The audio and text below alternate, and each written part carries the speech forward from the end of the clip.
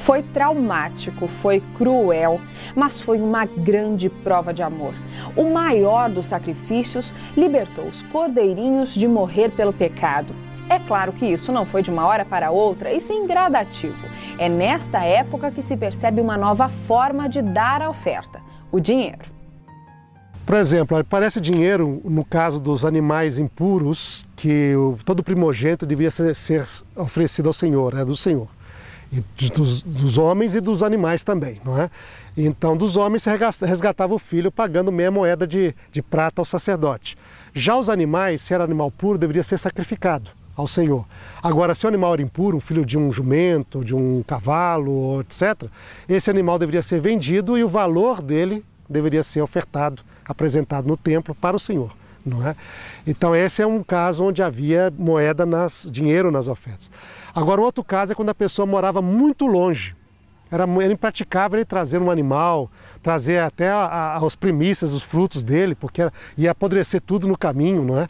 Então, ele poderia vender isso daí e trazer o equivalente em dinheiro para a oferta ao Senhor. Junto com esta nova maneira, que é utilizada ainda hoje, vieram os conflitos, a desconfiança e a sensação de impureza que as moedas e cédulas trazem junto. Bem, na hora que uma pessoa entrega na igreja o seu dízimo ou oferta, ele não deve ter assim a capacidade de administrar aquilo. Primeiro porque as pessoas que estão lidando com o dinheiro da igreja foram eleitas pela própria igreja. Se foram eleitas, elas o foram porque elas eram pessoas de confiança, que já demonstraram que eram capazes de lidar com o dinheiro bem e que eram pessoas responsáveis. Então a gente tem que confiar nessas pessoas para fazerem aquilo que elas foram eleitas para fazer. Mas até para isso, a viúva serve novamente de um bom exemplo. Sabe, Jesus era um tremendo observador, né? Ele estava com os discípulos, observando, pouco antes da sua morte, observando na igreja os doadores. De repente chega uma viúva e ela coloca na caixa de ofertas 2 ceitis. O que significa isso? 1 centavo, mas ela não é 1 centavo que ela colocou a vida dela, porque Jesus disse que ela deu tudo o que ela tinha. Então ela colocou tudo o que ela tinha naquela caixa. Agora, vamos parar para analisar. Jesus falou o seguinte: olha, esse é um exemplo de doadora. Esse é um exemplo de entrega. Ela se tornou um ícone da verdadeira oferta. Agora, para e pensa. Para quem que ela estava dando esse dinheiro? Para a igreja. Quem foi que crucificou Jesus? A igreja daquela época. E Jesus olha para ela, dando dinheiro para a igreja, queria crucificá-lo, e ele disse: está aqui um exemplo de doadora. Porque ele estava analisando a intenção dela, ele estava analisando a boa vontade dela, a entrega dela. Ele não estava analisando o que é que os fariseus, os líderes daquela época iriam fazer com o dinheiro. Provavelmente, isso aqui é uma mera conjectura, né? Provavelmente o dinheiro que ela entregou lá tenha servido até para completar a soma de dinheiro que deram para Judas. Trair Jesus. E Jesus disse: aqui está um exemplo de doadora. Então a pessoa, mesmo a mais pobre delas, deveria, como parte do culto, oferecer algo a Deus.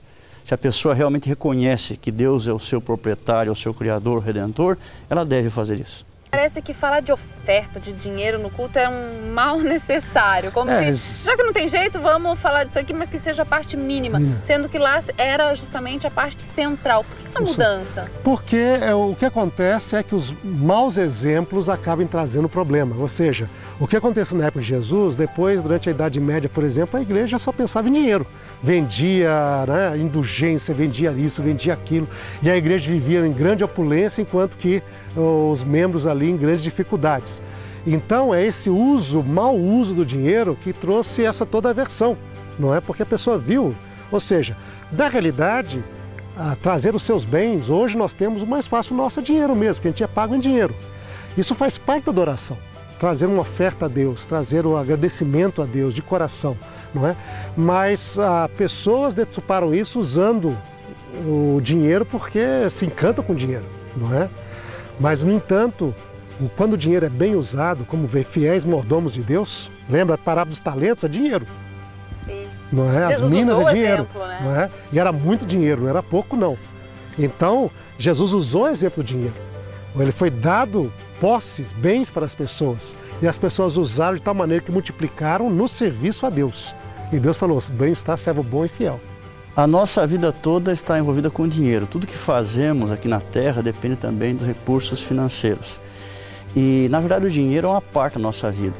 Porque a gente tem dinheiro porque investimos uma parte da nossa vida, do tempo, energia, capacidade, dons, para conseguir aquilo. E quando a gente está ofertando o recurso financeiro para a igreja, nós estamos, de fato, dando uma parte, nós mesmos também, da nossa vida para Deus. O dinheiro em si não tem nada de errado com ele.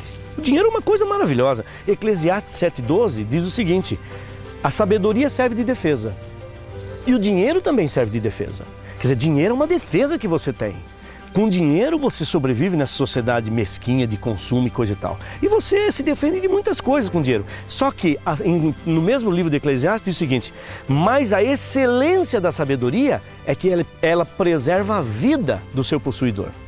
Então, se você é sábio, você está protegido. Se você tem dinheiro, você está protegido. Mas a sabedoria, ela preserva a sua vida, coisa que o dinheiro não faz. E você sabe, porque o nosso coração humano, ele é muito, se ele não é colocado em Deus, ele é colocado nas coisas. E o que é que representa as coisas da melhor maneira nesse mundo? Dinheiro. Embora alguns entendam que a oferta seja necessária, não se sentem à vontade quando o tema é associado com o dinheiro. Mas isto exige uma mudança de pensamento. Afinal, você não vai sair por aí matando cordeirinho para não misturar adoração com dinheiro, vai?